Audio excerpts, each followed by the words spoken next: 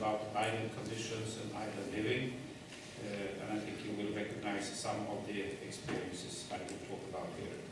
I represent the organization European Small Islands Federation. It's an organization founded year 2000 to promote the development on islands and to bring some information on conditions on small islands into the European institutions and raise attention on the situation of island life.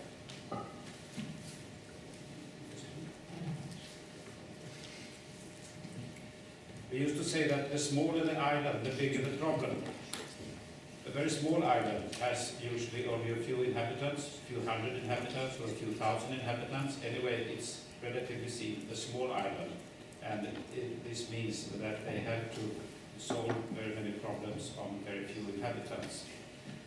Also, a small island usually has no regional administrative authority. They don't control the financial situation, they don't control the tax situation, they don't have their own parliament and take their own decisions in the same sense as bigger islands on a regional level. This comes back to a problem since the European Union is dividing the world into NUTS regions, which is very important for development situation in different programs. Small islands then has to often rely on voluntary associations to represent their interests. This can be associations of farmers, of fishermen, of different interests, but they usually don't have this traditional democratic institution that can really take their voice to the larger centers.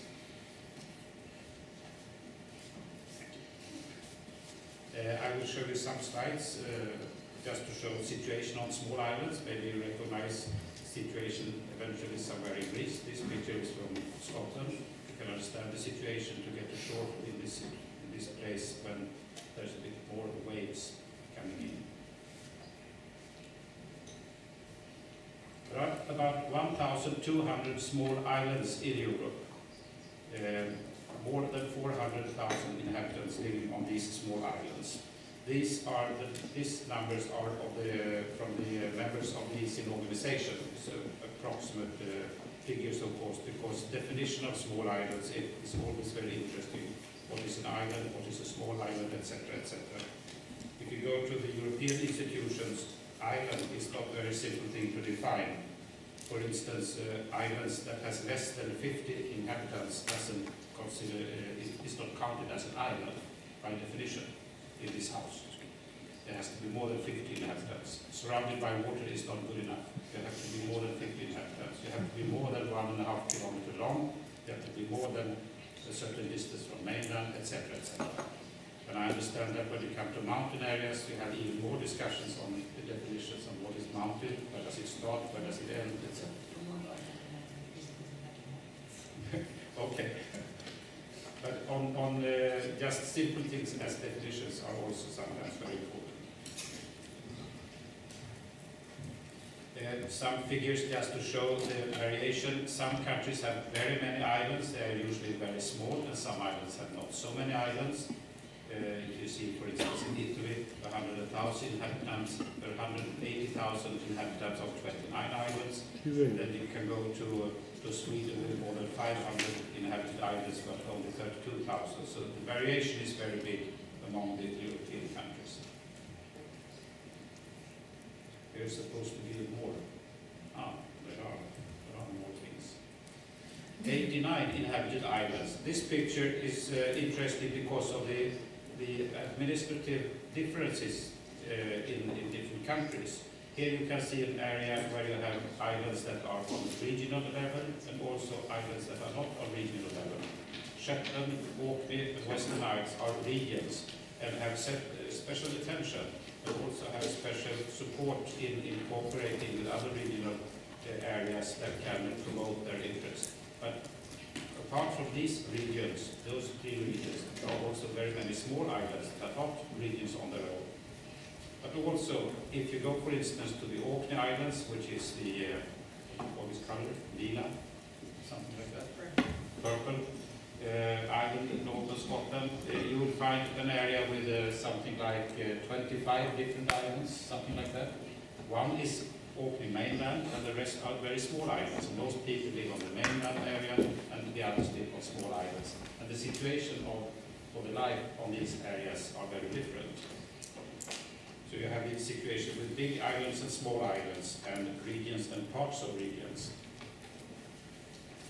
But they all have to meet the challenges. The challenges are different in size, but they are generally the same. They are about employment, finding job, finding something to live on, work to do, housing, and service. I will come back to these things. If you start with employment, we have the traditional skills. The traditional employments are the old skills like in farming, fishing, etc.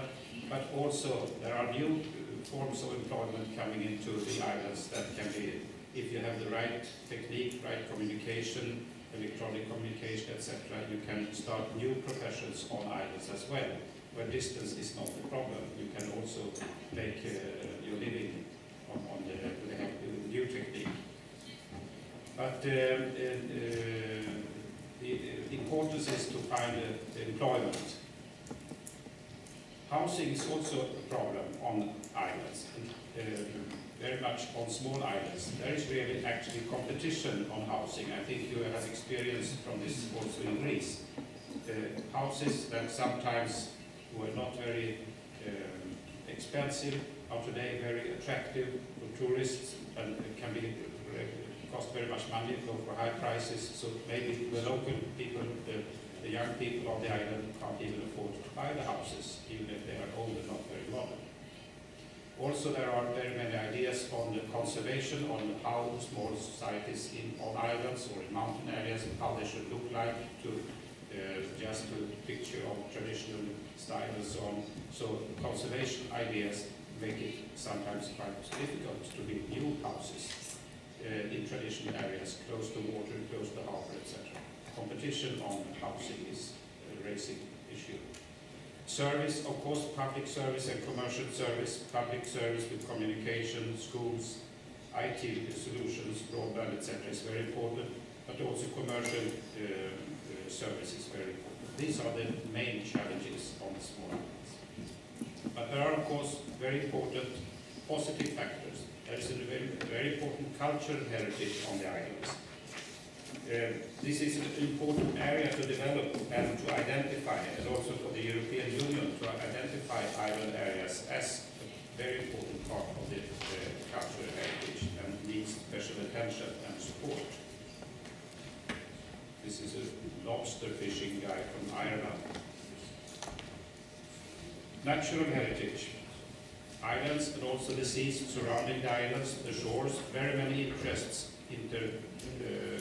goes together on these spots, and this brings a lot of discussions on how to preserve, how to use this heritage in a positive way. Very many people want to experience these heritage, both the culture and the natural heritage. These are strong, very important resources for the future. Here is a picture of a small island. I think this picture shows something about the situation on housing. It shows the competition. You can see the small island over there, a bit far out. It was actually established, this is from Sweden. The king gave the island free to fishermen if they wanted to fish, to get food. They could build for free on the island, and they didn't have to buy any land.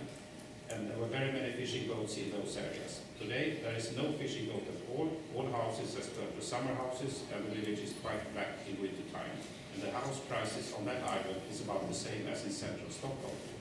So this is a very rapid change in how you value these kind of areas. And this needs supporting legislation, how to protect areas from just transforming from something that we really wanted to protect them from.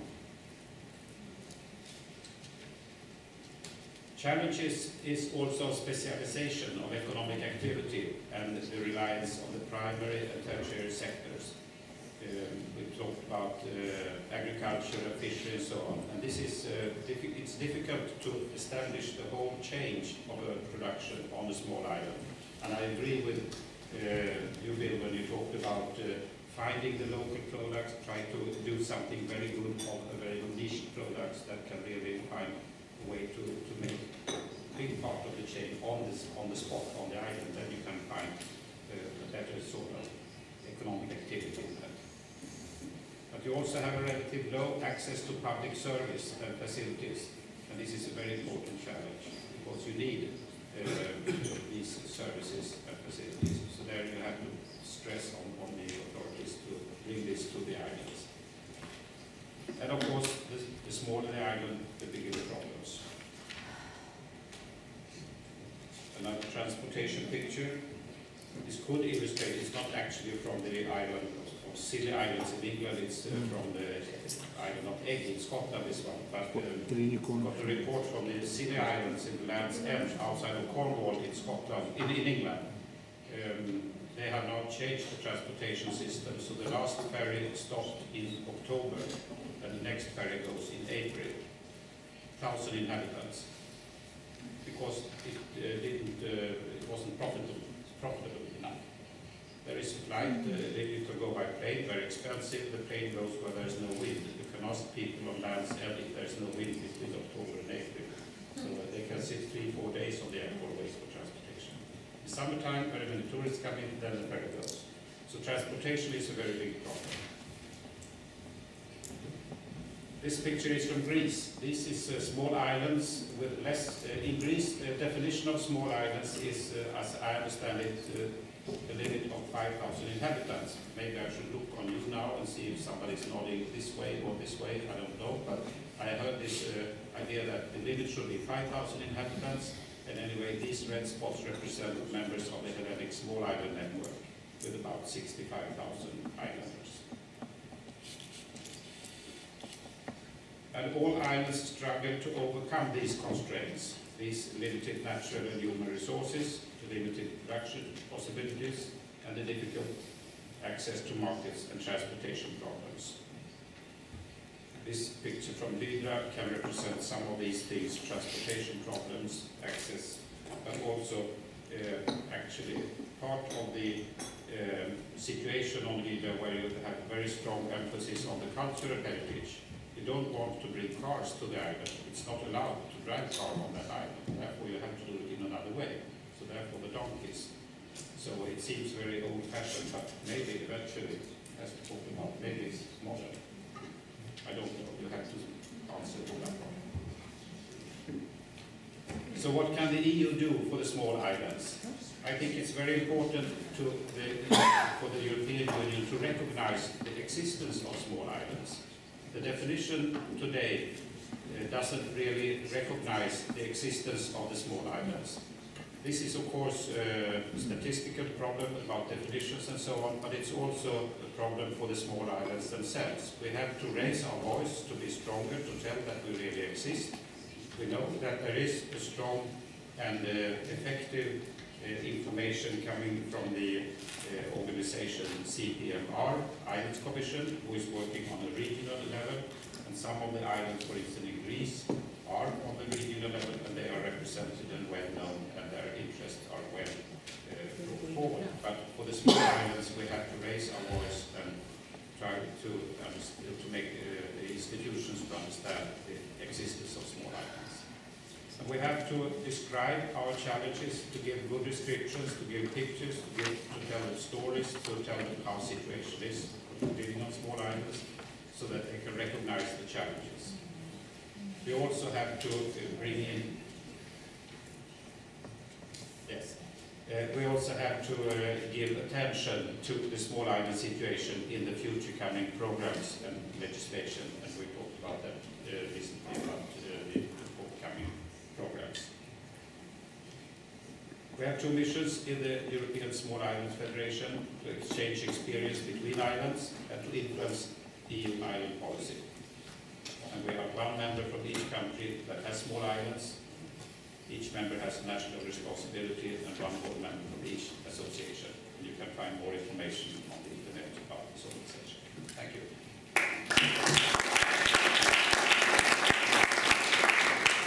Ευχαριστούμε πολύ. Θα περάσουμε τώρα στην Αλεξία Ρούμπη, που είναι η διευθύντρια του Euro Montana. σχέση με την βιώσιμη ορεινή, βιώσιμο ορεινό τουρισμό. Θα μας μείνουν γύρω στα 15 λεπτά, ελπίζω λίγο παραπάνω, για να μπορέσουμε να παρουσιάσουμε μερικά καλά παραδείγματα σύντομα και να γίνουν σύντομες παρεμβάσεις. Ευχαριστώ πάρα πολύ.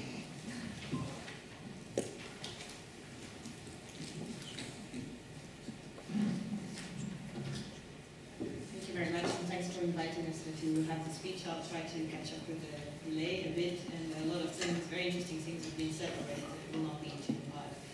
Mountainous is the European Network for Cooperation and Development of Mountain Areas. We are a European network like all those years, and we have members in around 15 countries, around 65 members from 15 countries. I'll go quickly around a short introduction about why it is relevant to invest islands and mountains together. Then I'll talk a bit about our process towards Mountains 2020, and then I'll focus on sustainable tourism. Why it's very relevant to address mountains and islands and also sparsely populated areas together, because they are overlapping in several areas. This is the map recently released by the European Spatial Planning Observatory Networks in the project Geospace, and you'll see in the grey circles there, this is where you have mountains and islands at the same time. So this is not two separate things, it's an overlapping thing to a very big extent. And together, they represent a very important share of your territory, something like 30 to 40% of the European landmass is either mountains or islands. And they have very common challenges. Our vision our inviting MEP said at the beginning is really we're trying to be positive about the potential of these territories and not be miserabilist. We try to approach mountains as territories with potential, territories worth investing in, and territories with a future. And we say that they are territories with opportunities for Europe, territories which contribute. So they have a lot of strengths. I will not spend a lot of time on these because you will know them, the culture, the nature, the heritage, we've talked about them a lot. And also a lot of weaknesses, but let's focus on the strengths also. So approaching sustainable development of islands and mountains is really how we can build on their assets to overcome the weaknesses, and how we can invest smartly, maybe in a focused way, in close connection with the needs. And there we join up with the bottom-up approach, which has been detailed before. And for this, we need to find the key drivers on which we must focus the interventions to maximize the spillover effects. In other words, find the thing that is going to bring the development, not put money everything on everywhere, but islands or islands.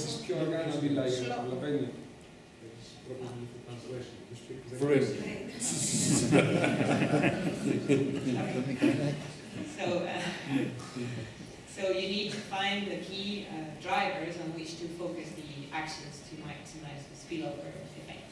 And we have had common actions for mountains, islands, and sparsely populated areas. We have a group 174. 174 is the article of the European Treaty on Territorial Cohesion, with the CPMR, RLM, ESIN here, and Siller. And also within this House and the European Parliament, there's an intergroup on mountains, islands, and sparsely populated areas, which has voted on a resolution in 2010 on economic development of those areas. So it's also because Greek is so long to translate. Okay. I could not resist, as the theme of the event is learning from the past and planning for the future, before I talk only about tourism, to explain you how we approach the programming for 2020 for mountain areas. The European Treaty in its Article 174 says that we must pay specific attention to mountains, islands, and sparsely populated areas. But this is not enough to obtain the attention. To obtain the attention, we have to explain why, if we are paying specific attention, we are going to deliver some results. How mountains and islands, in the case of islands, can contribute to the goals set for 2020, analyze what they need in order to contribute and assist managing authorities in the elaboration of the program. This is to achieve these goals that we embarked on the process that we call Towards Mountains 2020. So what does it mean in short? In in the past 6 years as Euromontana, we've been working on several themes, transversal themes like territorial cohesion and positive externalities, and a variety of other sectorial or thematic issues.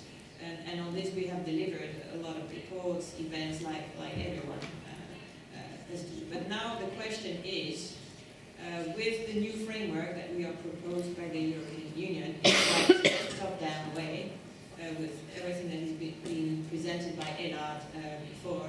So we have this on one side, and we have our results on the other side of what we think is needed. So how do we sell what we want to do to the next programming exercise?